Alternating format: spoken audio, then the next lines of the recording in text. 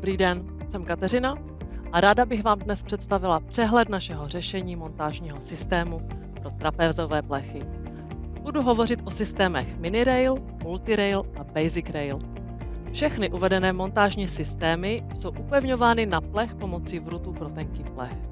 Počet šroubových spojů také určuje nosnost fotovoltaického systému.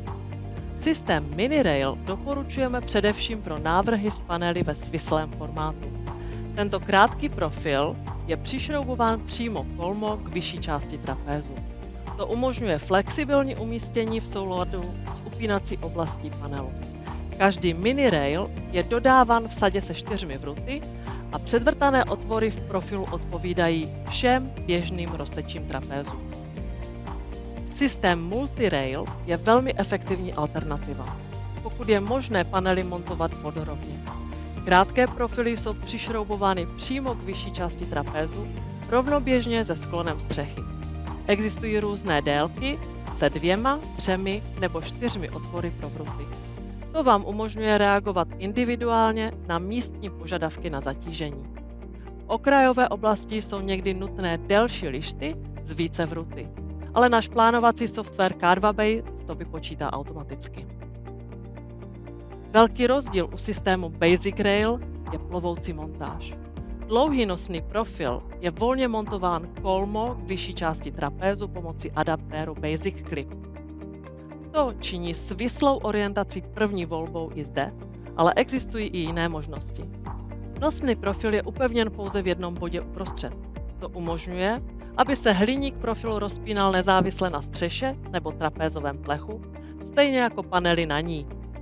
Všechny tyto systémy můžete plánovat zcela zdarma v našem online softwaru Carvabase. Je to velmi jednoduché a intuitivní. Zatížení větrem a sněhem se automaticky vybere podle místa projektu a vypočítá se během konfigurace. Po plánování obdržíte kompletní seznam dílů, který můžete přímo předat distributorům díky propojení s e-shopy. Obdržíte také podrobný montážní plán a statický výpočet. Kromě toho, všechny systémy nabízejí možnost zvýšení panelů nebo jejich montáž s dalšími komponenty. Pro systém Minirail nabízíme také Minirail 60 pro montáž rovnoběžně se střechou. To zlepšuje ventilaci a vytváří prostor pro mikroinvertory nebo optimizéry. Kromě toho lze použít Mini 5 k dosažení sklonu 5 stupňů. To vyžaduje 2 adaptéry různé výšky vpředu a vzadu. Komponenty pro zvýšení sklonu z našich DOM systémů DOM 6 pro ploché střechy lze přidat pod konstrukcím Multirail a Basic Rail.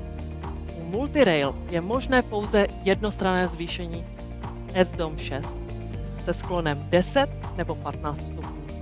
U systému Basic Rail jsou však možné oboustranné D-DOM nebo jednostranné S-DOM zvýšení.